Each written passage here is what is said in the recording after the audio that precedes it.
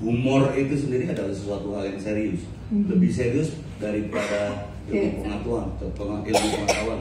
Ilmu pengetahuan itu ada definisi, ada patternnya. Komedi enggak. Jadi untuk mendapatkan komedi diperlukan keseriusan. Demikian juga menangkap komedi diperlukan keseriusan. Jadi sebetulnya humor itu sebetulnya sebuah hal yang serius.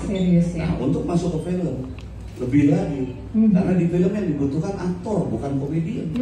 Walaupun ini film komedi, makanya suka orang salah ketika komedian membawa komedi panggungnya ke film dan tidak berhasil. Itu sebetulnya karena kesalahan konsep cara berpikir. Oke. Gitu. Siap, baik. Terima kasih Om Indro. Belakang layar yang terjadi hampir sama dulu gitu. Dari Dono, dari Kasino, dari Indro, banyak hal yang saya terus kayak ini ingat dulu lagi. Ini dulu pernah kejadian nih di Dono.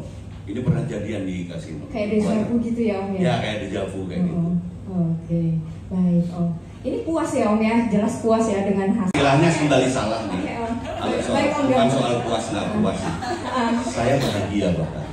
Bahagia itu udah dalam banget kelihatannya ya. Gitu. Oh, itu nggak bisa lagi. Oke. Saya ganti kata-katanya lagi Om. Oke Om. Oke. Sebelum saya tanya lagi, saya lempar. Ketawa gitu, saya selalu ikutan gitu, ikutan ketawa gitu. Dan saya tuh paling susah banget untuk nahan ketawa karena punchline-nya di Warkop itu biasanya di Kasino. Jadi Indro yang ngeset komedinya, dia yang playmaker-nya, nanti punch-nya tuh selalu di Kasino. Nah, itunya ke Dono. Jadi selalu ketika saya mau ngomong, kadang saya suka bikin line saya udah ketawa duluan. Kadang-kadang apalagi kalau saya mau ngomong, Dono udah pasang ekspresi kan. Jadi saya keduluan ekspresi Dono. Saya udah ngakak duluan, jadi ya banyak gagal karena saya ketawa terus gitu. Mungkin saya bisa tambahin dikit ya. Jadi waktu syuting tuh nggak cuma kita aja di depan kamera, tapi di belakang kamera tuh ada banyak banget orang gitu ya. Dan orang-orang ini juga nggak tahan ketawa gitu loh. Jadi kita ada satu DOP kita tuh namanya Yunus Pasolang, itu orang paling sangar di dunia perkameraan. Dia begitu ngeliat Vino ngelakuin apa, pasti ketawa gitu. Nah kalau kita ketawa itu kan nular ya. Begitu dari sana ketawa, belakang ketawa juga. Jadi yang di depan kamera pun kayak Vino udah serius kayak apa gitu, ketawa juga buntutnya. Jadi paling enak kalau cover Mbak. Jadi kalau cover kan cuma segini ya. Jadi kita di bawah tuh udah begini, udah nahan tangan gitu biar nggak ketawa gitu ngapain. Ya kalau misalnya emang udah nggak bisa ketawa, kameranya udah goyang susah. Iya benar. Biarpun Yunus agak curang ya, kalau dia yang ketawa nggak apa-apa, kalau anak buahnya yang ketawa dimarahin. Iya betul. Jangan ketawa melulu gitu. Malah saya ini sebetulnya di part 2 ya, ada kita kan kebetulan di part 2 main sama beberapa aktor dari Malaysia ya. Terus ada satu artis dari Malaysia, cewek, Cheryl ya, apa dia namanya? Cheryl itu lucunya setengah mati. Saya berapa kali take sama dia tuh nahan ketawa terus saya sampai lidah saya gigit, perut saya tahan, sama maaf ya lubang pantat saya tekan ke sini. Nah. Agak ini ya, ciutin ya? Iya, biar saya nggak ketawa. Cuman karena nih orang, ininya natural banget ya, lucunya natural banget. Sampai saya sendiri juga nggak bisa nahan ketawa gitu. Padahal saya kan di komedi udah, gila, lo tau sendiri gitu. Sendiri kan berapa film saya yang gagal. Gayanya Warkop Mbak, gayanya Warkop banget itu. Mungkin kalau Anda baca di beberapa buku misalnya, Anda akan tahu gaya Warkop itu kritik sosial. Kami dulu bahkan against pemerintah Orde Baru ya. Sampai saat ini sih gaya-gaya Orde Baru kita benci. Bukan kita benci lah, kita kritisi gitu. Cuma di film memang nggak terlalu nampak kalau zaman dulu. Kenapa? Karena zaman dulu itu hasil survei kita selalu mengawali apapun dengan research dalam di Warkop ya, dalam katakanlah waktu masuk film. Dan hasil riset kita bahwa dulu segmen film itu menengah bawah.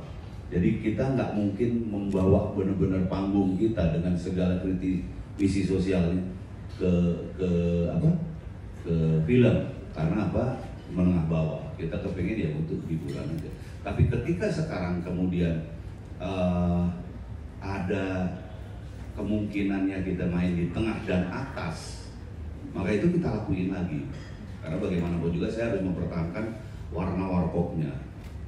Saya mempertahankan, seperti juga saya mempertahankan karakter Dono, Kasino, dan Indro. Dan yang tadi saya bilang bahagia sekali ketiga orang ini. Bahkan keluarga warkop ya, anak-anaknya Mas Dono, anak-anaknya Mas Kasino itu bahagia banget. Mereka bisa berhasil membawakan karakter warkop.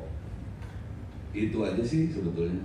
Dan mungkin bahkan ada beberapa yang nangkep, ada beberapa yang enggak gitu. Apalagi di film ini gitu, kita lebih berani main adalah ketika kita mainan simbol gitu ya.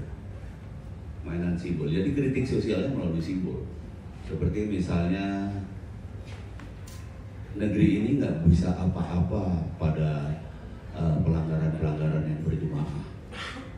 Ketika ada ibu-ibu naik motor sen kiri, mereka ke kanan dan melawan arus berhadapan dengan mereka yang mengatasnamakan petugas. Kayak gini loh ya. Mengatasnamakan petugas, petugasnya hanya bisa bilang, aduh maju kena, mundur kena, nggak bisa bilang apa-apa. Sementara itu terus jalan. Itu simbol. Kita pengen mengungkapkan itu, bahwa ketika hal-hal yang berjemaah seperti korupsi misalnya, nggak bisa apa-apa. KPK pun dibikin kalau bisa mandul. Hal-hal seperti itu. Terus juga misalnya ada orang yang marah-marah, saya nggak terima itu warkopnya mau digantikan atau gimana? Mas Dono, Mas Indro cuma dipakai gituan dok, cuma suruh pakai minion sana, suruh pakai. Nah itu karena dia mungkin nggak ngerti simbol ya. Di awal ini mungkin nggak terlalu kelihatan, tapi bahwa saya menjadi alter egonya Indro, bahwa saya masa depannya Indro itu sebetulnya ya udah tahu lah ke depan itu seperti apa sih gitu ya. Seperti mungkin sama Anda juga mungkin sama kok anggapannya seperti ke depan kayak kita gimana ya, semua serba aneh gitu ya. Nah, nanti lebih kelihatan lagi di dua, banyak juga simbol-simbol tertentu yang ya kalau kita paham betul mungkin bisa ketangkap lah. Termasuk juga kritik sosial tetap ada. Jadi sekali lagi itu memang gayanya Warkop DKI. Dan ya tetap ada hal-hal yang menjadi punya arti untuk masyarakat. Kita kan sebetulnya bukan sekedar mengkritik, tapi mengkritisi. Beda ya mengkritik dengan mengkritisi. Kalau mengkritik mungkin kemudian secara akademis kita wajib memberikan solusi. Tapi kalau kita berikan solusi di situ layanan masyarakat namanya Pak ya. Bukan film layar itu. Jadi kita mengkritisi dengan itu. Satir kalau mungkin kalau di dunia kesenian.